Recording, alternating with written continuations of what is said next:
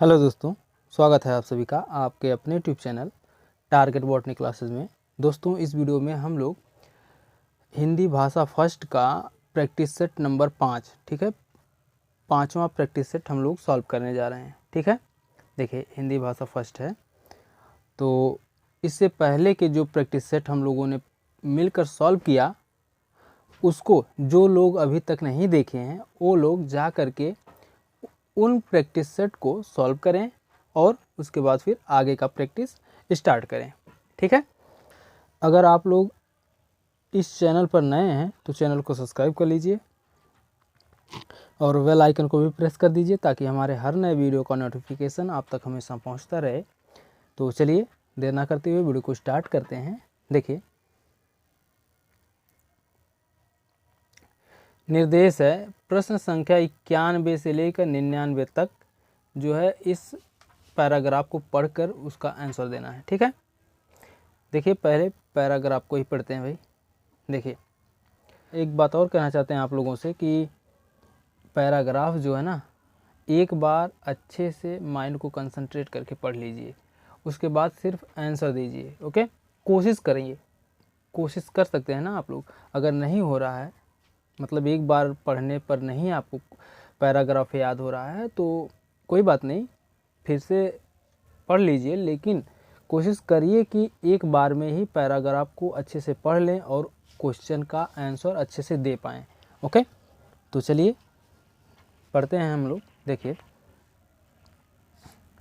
देशभक्ति के गीतों की परंपरा में महेंद्र कपूर का नाम महत्वपूर्ण है। जब भी हम महेंद्र कपूर का जिक्र करते हैं तो हमारे मन में उनकी छवि देश राग के एक अहम गायक के रूप में कौंधती है। यह सच है कि देशभक्ति और परंपरागत मूल्यों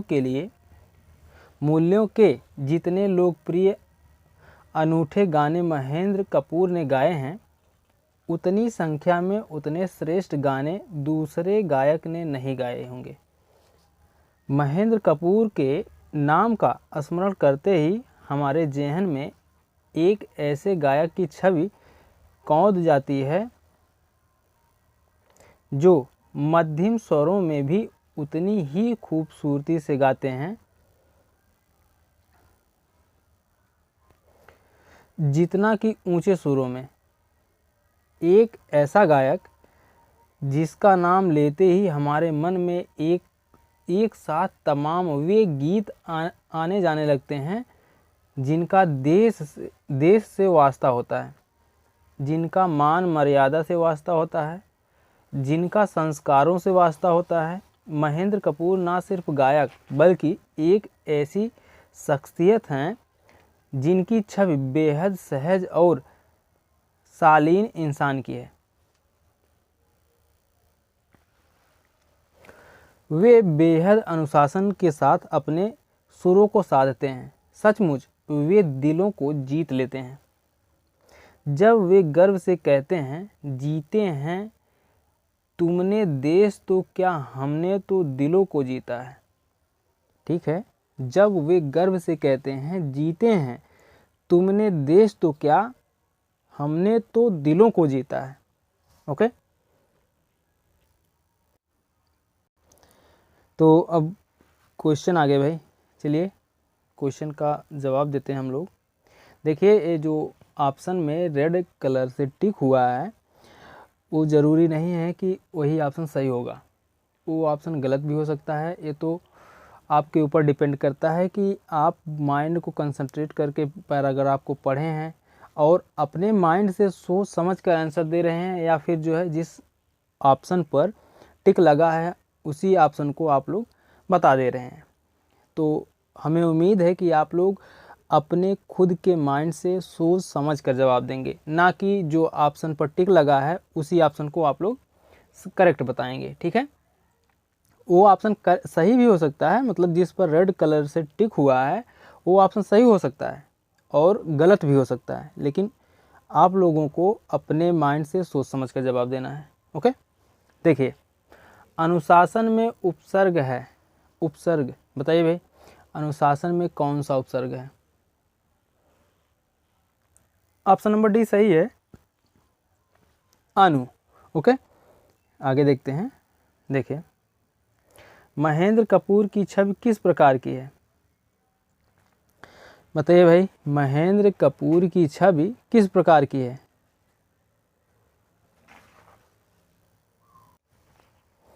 बताइए भाई, कौन सा ऑप्शन सही है? ऑप्शन नंबर सी सही है, देशभक्ति गीत। ओके, देखिए रेड कलर वाला टिक ऑप्शन जो है गलत हो गया ना, इसलिए कहते हैं कि आप लोग अपने माइंड से जवाब दीजिए, सोच समझ कर जवाब दीजिए। आगे देखते हैं अगला क्वेश्चन। देखिए,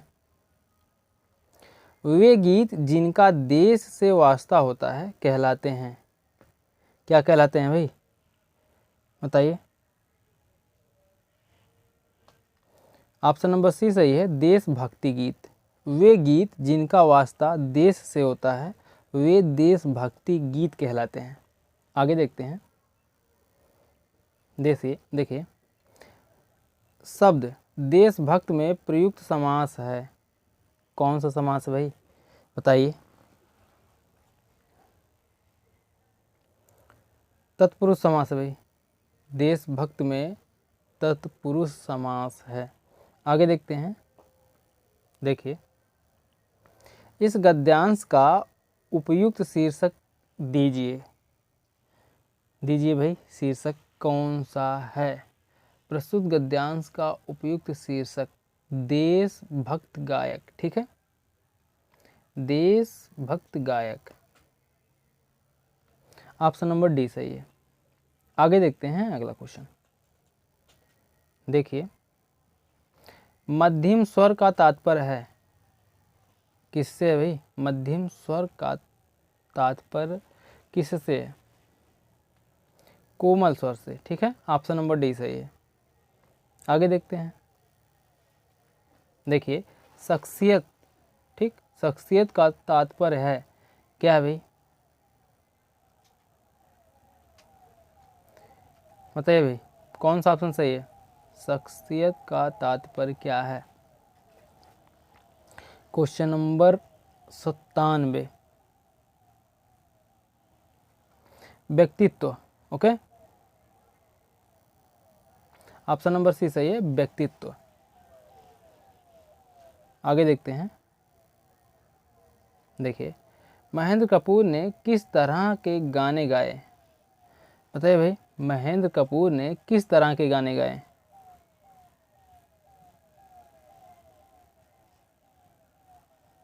बताइए। ऑप्शन नंबर डी सही है, देशभक्ति से ओतप्रोत। महेंद्र कपूर ने देशभक्ति से ओतप्रोत गाने गाए हैं। आगे देखते हैं अगला क्वेश्चन। देखिए, जिक्र, जिक्र का पर्याय होगा, क्या होगा भाई? बताइए, जिक्र का पर्याय क्या होगा? चर्चा। ठीक है, ऑप्शन नंबर सी सही है, चर्चा। जिक्र का पर्याय चर्चा होगा। ओके, आगे देखते हैं भाई, पद्यांश आ गया, इसको भी पढ़ते हैं। 100 से 105 तक पद्यांश को पढ़कर उसका आंसर देना है। ठीक है, देखिए, संकटों से वीर घबराते नहीं, आपदाएं देख छिप जाते नहीं।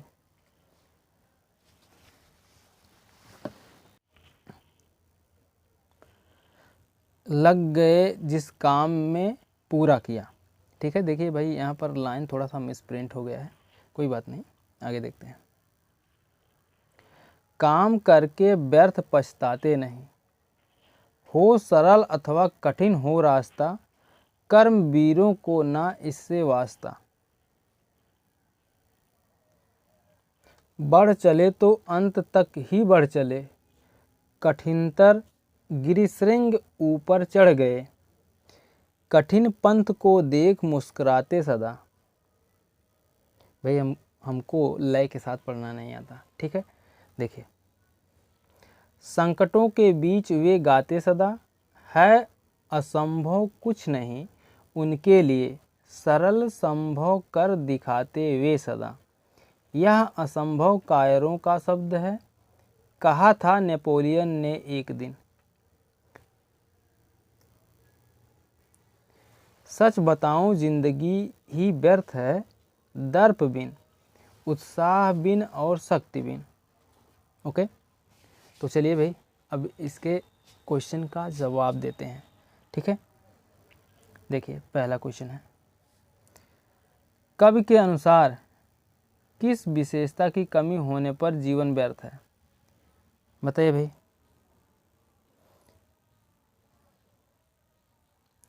उत्साह और शक्ति की विशेषता की कमी होने पर जीवन व्यर्थ है। ठीक है, ऑप्शन नंबर फर्स्ट ही सही भाई, उत्साह और शक्ति की। आगे देखते हैं, देखिए गिरिशृंग शब्द का अर्थ है क्या भाई? गिरिशृंग शब्द का अर्थ क्या है? उच्चतम पर्वत श्रेणी। ठीक है, ऑप्शन नंबर सी सही है। आगे देखते हैं, देखिए पद्यांश में कौन सा रस का प्रयोग हुआ है? बताइए भाई, पद्यांश में कौन से रस का प्रयोग हुआ है? ऑप्शन नंबर बी सही है, वीर रस का। ठीक है, वीर रस का प्रयोग हुआ है। आगे देखते हैं, देखिए इस पद्यांश का उचित शीर्षक है क्या भाई? पद्यांश का उचित शीर्षक क्या है? कर्मवीर। ऑप्शन नंबर बी सही है। आगे देखते हैं, देखिए वीरों की एक विशेषता है। क्या विशेषता है भाई? वीरों की एक विशेषता क्या है? वे संकटों से वीरतापूर्वक मुकाबला करते हैं। ठीक है, वे संकटों से वीरतापूर्वक मुकाबला करते हैं। ऑप्शन नंबर सी सही है। ओके, आगे देखते हैं अगला क्वेश्चन। देखिए कठिन का विलोम है। कठिन का विलोम क्या भाई? बताइए, कठिन का विलोम क्या होगा? ऑप्शन नंबर फर्स्ट सही है, सरल। ओके, आगे देखते हैं, देखिए हर व्यक्ति को मैंने ही सच्चाई दिखाई वाक्य पर चर्चा करने का उद्देश्य है क्या भाई?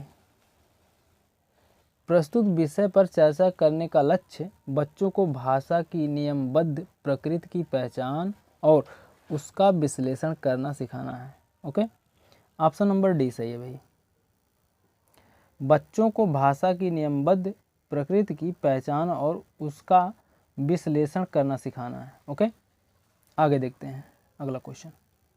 देखिए उसने पढ़ा, उसने खाया और उसने चीखा जैसे भाषा प्रयोग दर्शाते हैं। क्या दर्शाते हैं भाई? नियमों का अति सामान्यीकरण। ठीक है, ऑप्शन नंबर डी सही है। उसने पढ़ा, उसने खाया और उसने चीखा आदि भाषा का प्रयोग नियमों के सामान्यीकरण को दर्शाता है, क्योंकि हम भाषा के नियमों को जानकर ही उनका व्यवहारिक प्रयोग करते हैं। ओके, आगे देखते हैं, देखिए व्याकरण शिक्षण के संदर्भ में कौन सा कथन सही है? बताइए भाई, कौन सा कथन सही है? भाषा प्रयोग की अपेक्षा भाषा नियमों को ही महत्व देना चाहिए।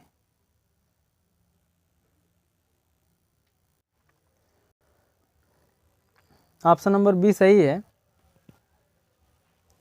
भाषा प्रयोग की तुलना में भाषा नियमों को सीखना व्याकरण की दृष्टि से अधिक उचित है। ओके, आगे देखते हैं, देखिए सुलेखा ने पाठ को पढ़ते हुए जीवन को जिंदगी पढ़ा। यह इस ओर संकेत करता है कि किस ओर संकेत करता है भाई? बताइए, वह अक्षर पहचान की बजाय अर्थ को समझते हुए पढ़ रही है। ठीक है, ऑप्शन नंबर डी सही है। कुछ बच्चे पाठ को पढ़ते समय शब्दों के अर्थ समझते हुए पाठ पढ़ते हैं और अनेक बार शब्द की जगह अर्थ का उच्चारण कर देते हैं। अतः ऐसा ही सुलेखा के साथ भी हुआ। यदि वह जीवन को जिंदगी पढ़ लेती है तो यह इस ओर संकेत करता है कि वह अक्षर पहचान की बजाय अर्थ को समझते हुए पढ़ रही है। ओके, आगे देखते हैं अगला क्वेश्चन। देखिए मैंने चाट खाई और फिर मैंने हंसी शर्मिला का यह भाषा प्रयोग मुख्यतः किस ओर संकेत करता है? बताइए भाई, किस ओर संकेत करता है? व्याकरणिक नियमों की जानकारी ना होना। ऑप्शन नंबर फर्स्ट ही सही है। शर्मिला का यह भाषा प्रयोग की मैंने चाट खाई और फिर मैंने हंसी मुख्यतः इस ओर संकेत करता है कि उसे व्याकरण संबंधी नियमों की जानकारी नहीं है। आगे देखते हैं अगला क्वेश्चन। देखिए, इस कहानी में पहाड़ी घाटी शब्दों का इस्तेमाल हुआ है। पहाड़ी इलाके से जुड़े हुए और शब्द सोच कर लिखो। यह अभ्यास प्रश्न ... का उदाहरण है।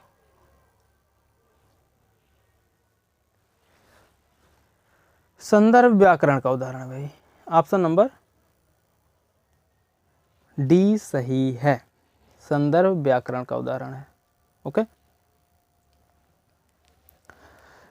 इस कहानी में पहाड़ी घाटी शब्दों का इस्तेमाल हुआ है। पहाड़ी इलाके से जुड़े हुए और शब्द सोचकर लिखो। यह अभ्यास प्रश्न संदर्भ में व्याकरण का उदाहरण है। ओके, आगे देखते हैं। देखिए, बच्चों के बोलना सीखने के संदर्भ में कौन सा कथन सही है? बताइए भाई, कौन सा ऑप्शन सही है? बच्चों के बोलना सीखने के संदर्भ में कौन सा कथन सही है?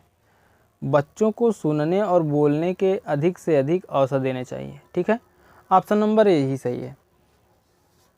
बच्चों में बोलना सीखने की प्रक्रिया को तब अधिक गति दी जा सकती है जब उसे सुनने और बोलने में अधिकाधिक अवसर दिए जाएं। ओके, आगे देखते हैं। देखिए, अगला क्वेश्चन है, बच्चे अपने चारों ओर लिखित सामग्री जितना उपयोग होते देखेंगे उतनी ही लिखित भाषा के प्रति उनकी समझ सहज रूप से बनती चली जाएगी। उपयुक्त कथन का निहितार्थ है क्या है भाई? बताइए। बच्चों को अपने इर्द गिर्द विज्ञापन, होर्डिंग्स, कैलेंडर, बाल साहित्य, सूचियाँ आदि देखने पढ़ने के अवसर मिलते रहने चाहिए। ठीक है, ऑप्शन नंबर बी ही सही भाई। आगे देखते हैं अगला क्वेश्चन।